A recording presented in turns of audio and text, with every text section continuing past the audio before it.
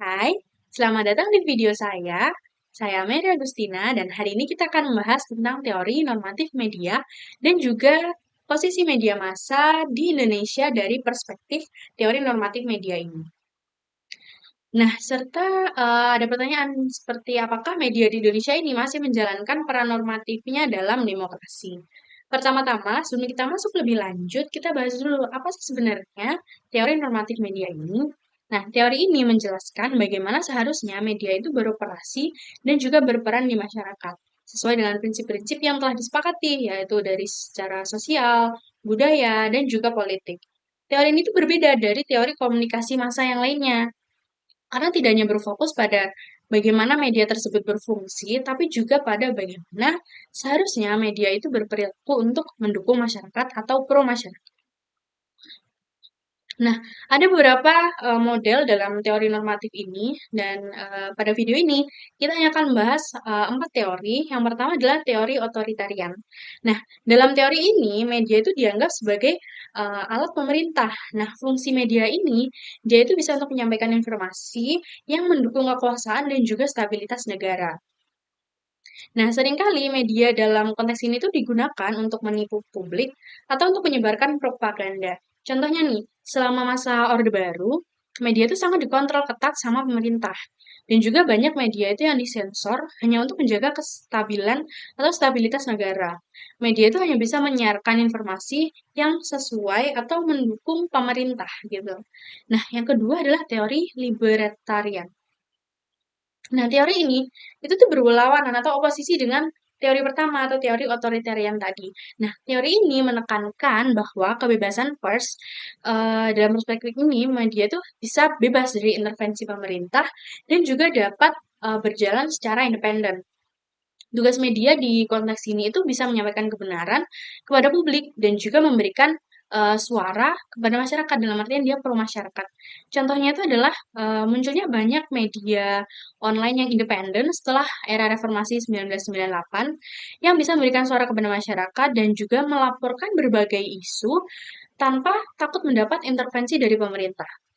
Lanjut ke teori yang ketiga, itu adalah teori tanggung jawab sosial. Nah, teori ini menganggap bahwa media memiliki tanggung jawab yang besar untuk bisa memenuhi fungsi penting dalam masyarakat. Media itu seharusnya tidak hanya memberikan informasi, tapi juga mendidik masyarakat dan juga membangun budaya. Ini termasuk memberi perhatian pada isu-isu sosial dan politik yang sedang happening gitu ya. Nah, contohnya itu adalah media ketika masa-masa COVID-19 gitu ya, kampanye vaksinasi COVID-19, media ini berperan penting untuk menyampaikan edukasi betapa pentingnya untuk melakukan atau mendapatkan vaksin COVID-19. Yang terakhir adalah teori komunis Soviet. Nah, dalam teori ini media itu tidak boleh hanya dimiliki secara pribadi, namun harus melayani kepentingan masyarakat secara keseluruhan dan juga memberikan informasi yang lengkap dan juga objektif serta mendukung kelas pekerja lainnya. Media ini juga diharapkan berperan dalam pendidikan dan juga mobilisasi masyarakat. Nah, teori ini meskipun tidak sepenuhnya berlaku di Indonesia, namun ada beberapa contoh yang mendekati dengan teori ini yang terjadi di Indonesia. Nah, contohnya itu seperti media komunitas yang tidak hanya berorientasi pada keuntungan, namun juga fokus pada pelayanan masyarakat, seperti media yang berfungsi meningkatkan pendidikan dan informasi di kalangan masyarakat lokal. Dari jabaran 4 teori di atas, setiap teori itu memiliki pandangan yang berbeda tentang bagaimana media seharusnya berfungsi dan berinteraksi dengan pemerintah serta masyarakat. Lanjut, kita melihat posisi media di Indonesia dari perspektif teori normatif ini. Setelah era reformasi 1998, media di Indonesia itu mendapat banyak sekali kebebasan dan juga eh, kemampuan untuk bisa melaporkan dan juga mengkritik pemerintah. Namun, media itu masih ada di ambang batas antara kebebasan atau kontrol pemerintah. Contohnya itu adalah media independen yang menangkap kasus-kasus besar seperti korupsi. Contohnya Kompas yang meliput kasus korupsi proyek EKTP juga. itu membantu masyarakat memahami gitu dampak dari praktik korupsi itu sendiri.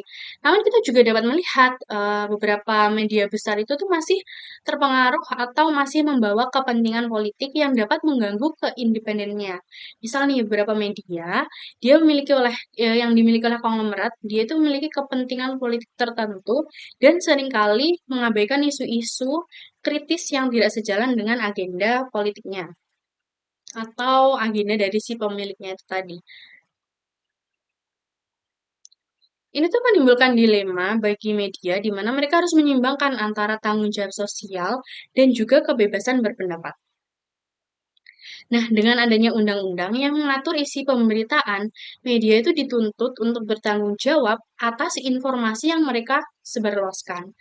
Di satu sisi kita bisa melihat bahwa kemajuan seperti peningkatan jumlah media independen yang memberikan suara kepada masyarakat, namun di sisi lain banyak media yang masih terpengaruh gitu oleh kepentingan politik dan juga ekonomi yang itu sangat mengganggu keindependenan dari media tersebut. Contohnya itu ada beberapa media besar di Indonesia yang masih memiliki hubungan erat dengan partai politik tertentu yang dapat mempengaruhi objektivitas berita yang mereka sajikan. Tentunya pasti mereka akan menyajikan berita-berita yang eh, berefek atau menimbulkan hal baik untuk politik yang bersangkutan.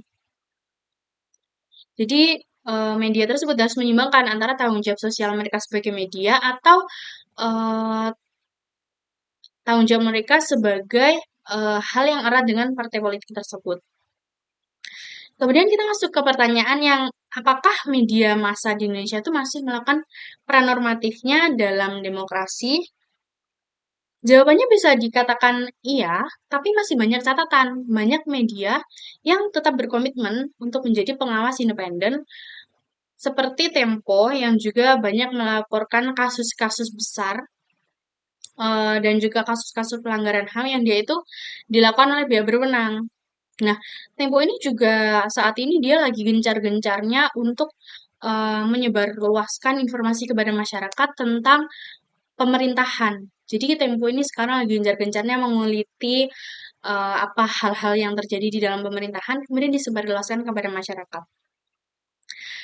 Namun dalam hal ini tuh masih terdapat banyak tantangan, jadi ada kalanya tuh media terjebak dalam kepentingan pemiliknya atau dipengaruhi oleh tekanan politik yang bisa menghambat kebebasan dari media itu sendiri. Misalnya ada kasus di mana media itu terpaksa menghentikan pemberitaan tentang isu-isu yang sensitif karena ada ancaman memang dari pihak-pihak tertentu. Ini menunjukkan bahwa meskipun media di Indonesia itu memiliki potensi untuk memenuhi peran normatifnya, tantangan untuk menjaga independensi dan juga objektivitasnya itu juga sangat besar. Jadi secara keseluruhan nih ya, media massa di Indonesia itu masih memiliki posisi yang cukup unik bisa dibilang, karena mereka meskipun telah mengalami banyak sekali kemajuan dalam hal kebebasan pers, tantangan untuk menjalankan peran normatifnya dalam demokrasi itu masih ada. Jadi media itu harus terus untuk memenuhi tanggung jawab sosialnya dan juga memberikan informasi yang akurat juga kepada masyarakat. Terima kasih telah menonton video saya. Semoga video saya bermanfaat. Terima kasih.